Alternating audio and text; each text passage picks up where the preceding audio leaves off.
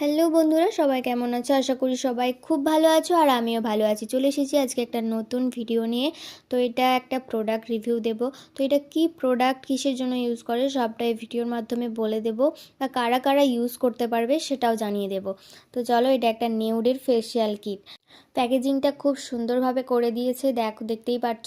তো যারা ফেসিয়াল করতে পার্লারে যেয়ে খুব ভয় পাও, র্যাশের সমস্যা আছে, তারা এটা চোখ বন্ধ করে বিশ্বাস করে ইউজ করতে পারো।